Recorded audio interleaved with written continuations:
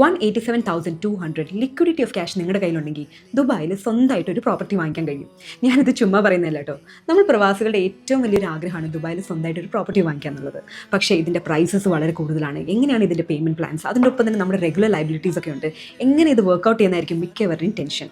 But no problem, ഞാനൊരു simple calculation നിങ്ങൾക്ക് കാണിച്ചു തരാം. ഇതൊരു 1 ബെഡ്റൂം അപ്പാർട്ട്മെൻറ്റ് ആണ്. പ്രൈസ് വരുന്നത് 780,000. Location DLRC. നമുക്കിപ്പോൾ തുടങ്ങാൻ ആകെ വേണ്ടത് 20% ഡൗൺ പേയ്മെൻറ്റ് ആയ 156,000 പ്ലസ് 4% DLD ചാർജസ് ആയ 31,200. അതായത് ടോട്ടൽ ഇപ്പോൾ നമുക്ക് ലിക്വിഡിറ്റി ഓഫ് ക്യാഷ് വേണ്ടത് ആകെ 187,200. ബാലൻസ് വരുന്ന 30% നമുക്ക് 1% മന്ത്ലി ആയിട്ട് 30 മന്ത്സ് ആയിട്ട് നമുക്ക് ഡയറക്റ്റ്ലി ഡെവലപ്പറിനാണ് അടയ്ക്കേണ്ടത്. അതായത് മന്ത്ലി ഓൾമോസ്റ്റ് അറൗണ്ട് 7,800 dirhams ആണ് വരേണ്ടത്.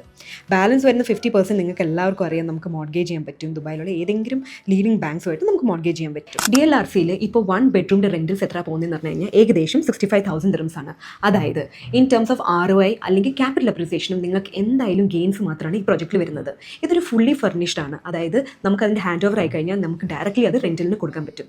അപ്പോൾ ഇതിൻ്റെ കൂടുതൽ ഡീറ്റെയിൽസ് നിങ്ങൾക്ക് അറിയണമെങ്കിൽ താഴെ കാണുന്ന നമ്പറിൽ കോൺടാക്ട് ചെയ്യുക. പേജ് ഫോളോ ചെയ്യുക to get such more interesting and easy payment plans and prices.